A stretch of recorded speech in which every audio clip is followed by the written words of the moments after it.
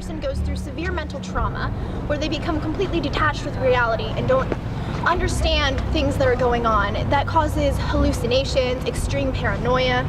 This is the state that Macbeth goes into after killing Duncan and finding out that his order to kill Banquo was successful. We have read accounts of a warden who executed many prisoners. Even though what he did was technically lawful, the emotional effects of killing another human being sent him into a state of psychosis, and he reported being haunted by the ghosts of the ones he executed, an experience similar to what Macbeth experiences in the banquet scene with Banquo's how do ghost. you plan on changing your acting style to portray Macbeth? I'm planning on playing him very like frantic and just scared and like not understanding, because I feel like Macbeth's the type of person that wouldn't like believe in ghosts or anything, and then you'd see him and just and just freak out because he'd be like, is this a ghost? Am I hallucinating? I don't know. So We're going to break down the Macbeth dinner scene and analyze its meaning. So, when he says, "Avaunt, avaunt, quit my sight, let the earth hide thee, thy bones are marrowless, and thy blood is cold, hence, horrible shadow, unreal mockery, hence." What do you feel like that means?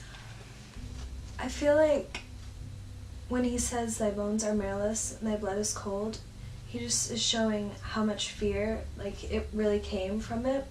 And since it is the ghost of Banquo, who is one of his closest friends, I feel like it shows even more fear. So, yeah. I think it's like really accentuating, like, you know, he's not just dead, his bones are marrowless and his blood is cold. Yeah. Like, it's bringing it to the next level of, like, the fear that's involved in the situation. Yeah, and I feel like to portray this, we need to say it in like a frantic whisper, like to himself or to the audience. Yeah. As if he just like, thy bones are marrowless and thy blood is cold, just like frantically saying it. Almost like he's trying to explain it to himself. Yeah. Yeah, I totally get what you're saying. Alright, and then after the ghost of Banquo vanishes, why so being gone, I am a man again. Pray you, sit still. And then That's almost as if, like, Banquo's ghost was, like, teasing his masculinity. Like, Yeah. Banquo's here, I'm not a man, I'm just completely feminine and scared, like a little, like, you know, a woman being afraid of a mouse. And when you relate it back to the last quote saying unreal mockery hence, like when Banquo left, it's almost as if he was teasing his Exactly. masculinity. Yeah. Exactly.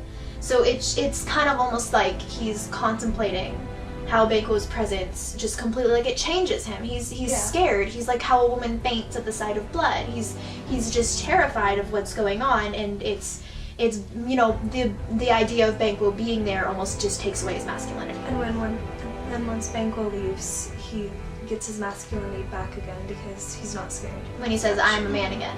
Yeah. And a little while later, when he says, "It will have blood," they say, "blood will have blood." I feel he's saying this as if coming to like a realization about what has happened and that his evil deed like will have consequences. I feel like he just now realized that Yeah. what blood will have blood. Yeah, I feel like if he's realizing like how bad his deeds are, it's almost like he shouldn't even be able to look Lady Macbeth in the eye. Yeah. It's gotten to the point where it's not just one murder, it's multiple murders. It's just like a long line. And Yeah. he doesn't know to stop there, so, which relates back to blood will have blood. Exactly. Exactly. It's where he realizes that, I mean, he's gonna have consequences along with his action, and that the murder of Banquo wasn't just for power, it was the murder of his best friend, you know, purely out of the possibility that things might not work out for him.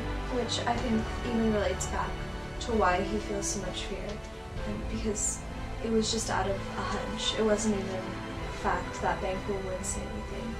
So yeah. I agree.